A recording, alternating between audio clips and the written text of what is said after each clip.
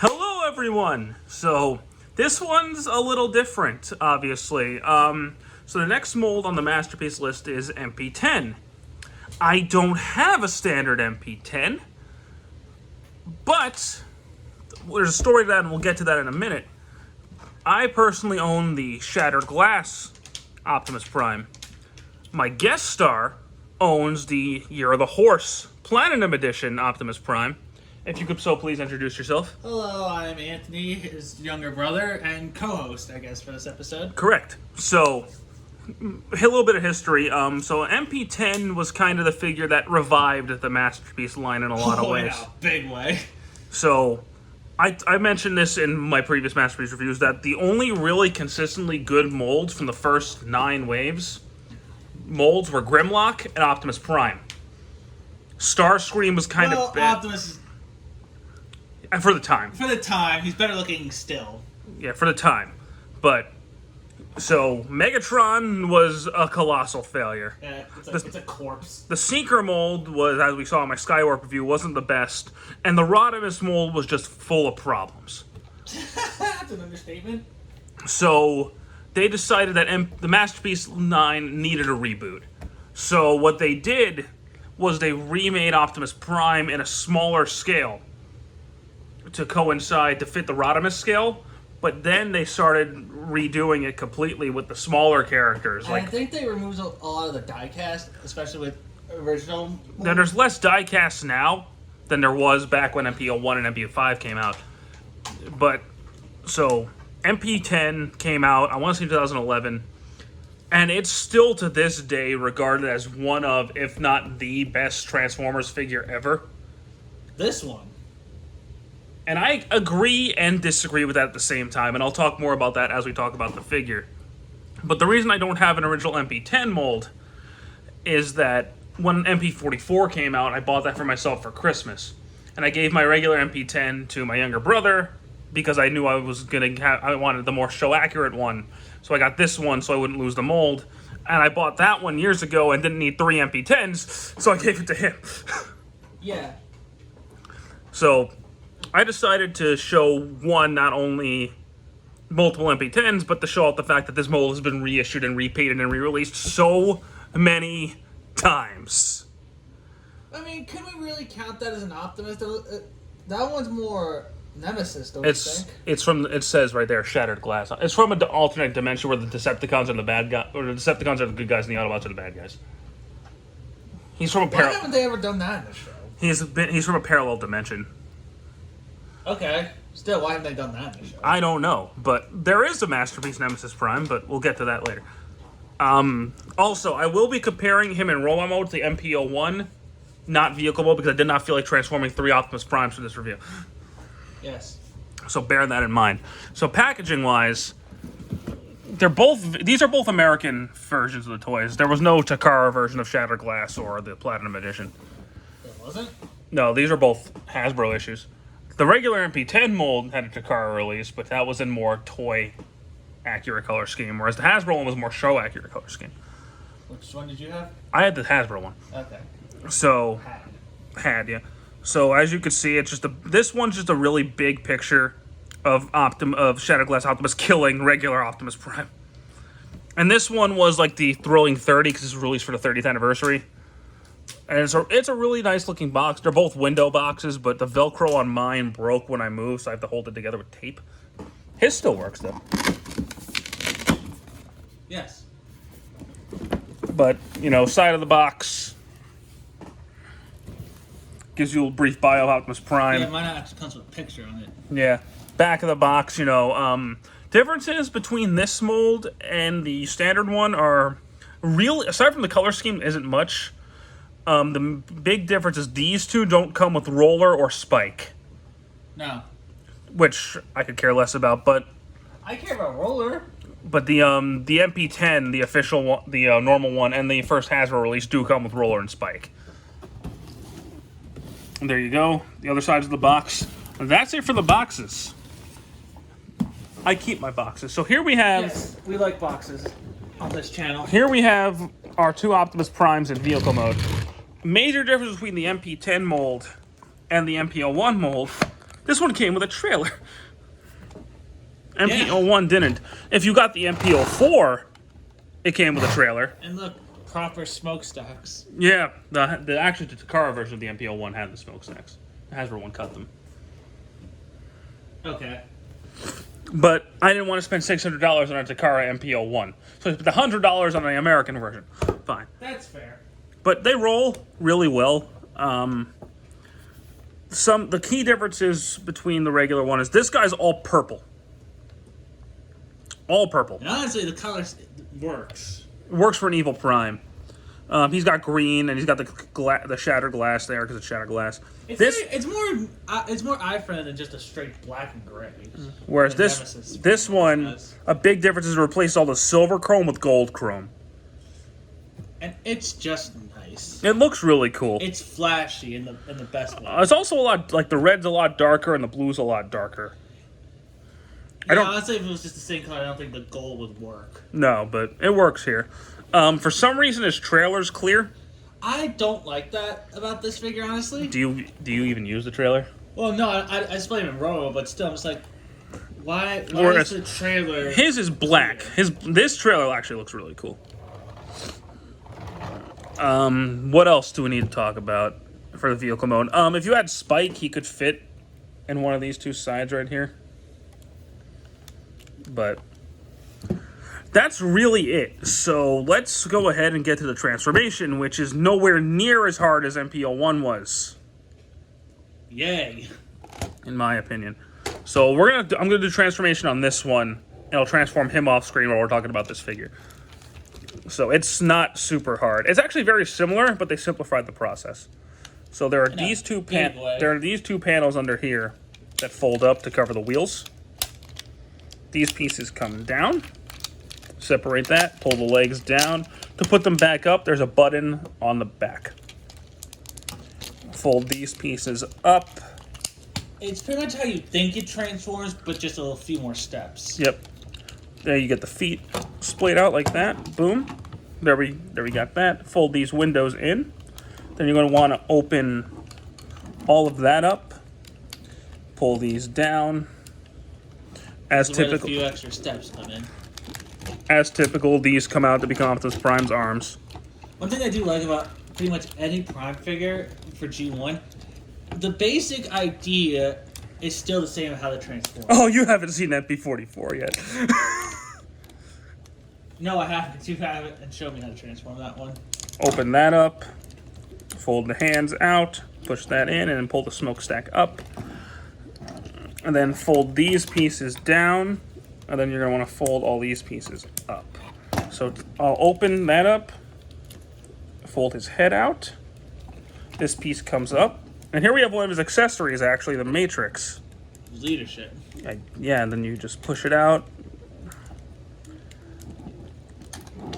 And it's a really, really nice looking Matrix.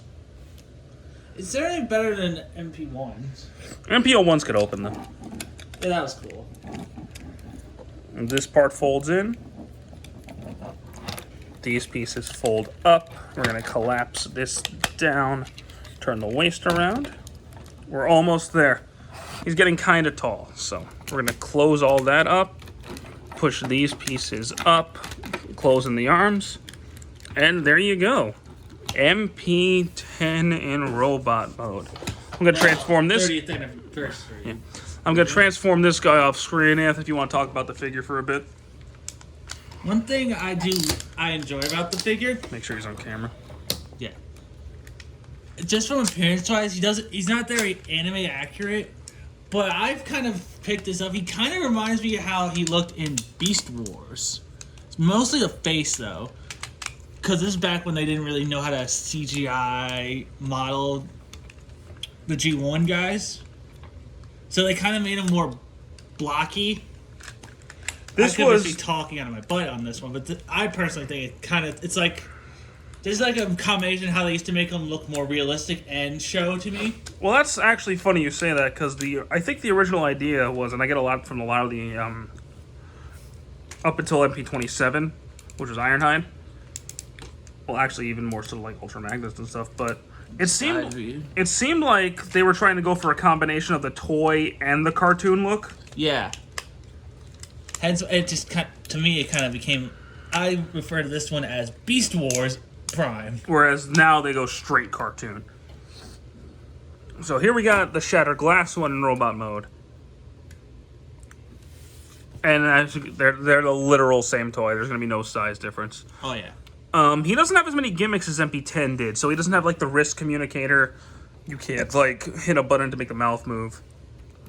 You can still open up the chest and get, as I showed you earlier, and get the Matrix out. If I can open it. Apparently I can't. Okay, so yeah, you can open it still. And the Matrix is still there, and you can still pop the Matrix out. It's a lot tighter on this one than it is on yours. Well, mine's been in storage for a couple of years. Luckily, I already showed that. So you could still do all that. Articulation-wise, he is a good bit... He's very similar in terms of the posability to the MP01, but he is a lot more stable. So posability-wise, his head, complete 360. His head looks up and down. Complete waist turn. It's more for transformation. Knee, forward, back. That's not a knee. Top of the leg. Knees down here. Heavy, heavy ratchets. He could turn up here, turn down here. He's got toe. He's got ankle rockers. Arms, full 360. Bend at the turn the bicep, bend at the elbow. Wrist. And his hands. This one can move individually, and these three are all connected. But you could get him into some really cool poses. Like I have him on my shelf with like his axe and his gun. Like, hey, I'm gonna rip your face off. But like I said, it's a really, really well articulated figure. And a big part about that is, unlike my MP01, he's not loose. My MP01 has super loose ankles because of how heavy the die cast is in the legs. Kind of like the original Legacy Megazord. Oh boy, shots fired. Oh, yeah. Bandai America did not know how to make Legacy Zords. But Takara does. Yes. That's enough on the figure for now. Let's talk about the trailers. The trailer, And he fell. in and of itself, has little legs right in here. We're going to show you this one because there's really no point in showing two of them. No, I'm not going to transform both. So it has legs here, so you can just store it like that if you want to. You can open these up. And then if you wanted to, you can open this guy in the back up. And you could fit, because there's a ramp here, you could fit like a Masterpiece car on there, like Sideswiper Prowl or something. Open it up. Pull this dude up. And there you go. You got Optimus Prime's base. G1 Optimus Prime's base was never the most impressive thing in the world. It's more like a turret. Yeah. Or it could be a medical bay. But here you can store his gun and his axe. But you can also store his axe in his back. Oh. Then you hit this button. Boing. I will admit, there's a problem I have with this figure. The gun is nothing to write home about. No, it's really pathetic. It is. There are third-party add-ons you can give him for the gun. And then his axe goes on. It can only go on his right hand. So, there you go. So now he's ready to murder some folks because this is super evil, tyrannical Optimus Prime. And this is super heroic Optimus Prime. Yes. He don't need no weapons. He has a gun. He'll just punch you evil in the face. Yeah, he will. Now for a size comparison, the one I really wanted to show you guys, so you can see the differences here. Here we've got MP01. So as you can see, big size difference between the two of them. MP01 is much larger, much bulkier. This one, he's smaller, but he's a lot cleaner to me. He's got a better look than, like, this Optimus. He's a cool looking robot. Yeah. But he looks like a war defeated him. He looks like an old war veteran. You know what I mean? He looks like what our parents would say is their toys, like something from like the 80s or something. Like he's a cool Compared dude, to like this, which looks a lot more like Optimus Prime, like a general Optimus, not like G1, but like a general Optimus Prime. this one, I used to say it's kind of the closest thing I've come to like a giant Gundam, almost. In terms of like how it's kind of laid out, if that makes any sense to anyone out there. But his build quality is very good, and he's still like a solid figure. Don't get me wrong, I'm not trying to bash on him, but I do think the MP10 mold it's smaller, yes, but it's more stable. The transformation is a lot easier on the hands. His design, he looks better, and he's going to be more in scale with the current masterpieces. Yeah. Now, do I think he's the Optimus you should go for? Not necessarily, and here's what I mean. It is a very, very solid figure. I understand why it's got the praise it has. It's fantastic. But my display, he goes for more cartoon accuracy than toy accuracy. So for me, this isn't the Prime I would necessarily go for. But he is a staple of the Masterpiece line. He's kind of like, he is the reason the Masterpiece line is as good as it is now. If this guy wasn't remade into this guy, we wouldn't have the figures like Prowl, Sideswipe, Soundwave, Wheeljack, Bumblebee, Megatron, the new Megatron. One thing that's it's really is it's like Ultra Magnus. It shows where they were going with in the terms of how they were designing the figures. This is very more, I would say, realistic robot. Yeah. And this is more like you put the realistic idea and the cartoon in a blender. And now, then I don't want to get. We haven't got to him yet. When we get to him, we'll display all three of them, I guess. Yeah, we will. But now they've gone ever since I want to say Ironhide, maybe even Starsaber. They've gone way more cartoon accurate, which is great in my opinion because I grew up with the cartoon more so than you grew up with Beast Wars. Well, yeah. I'm talking about in general. Oh, yeah, the figures never really looked like the shows. No, I mean, the first G1 toy I remember having was God Jinrai. So, that toy was awful. You're awful. But I don't know if there's much more to say with this figure. I would personally be surprised if you didn't have some form of this mold in your collection. If you're a Transformers fan, if you don't have this mold, you're honestly doing something wrong.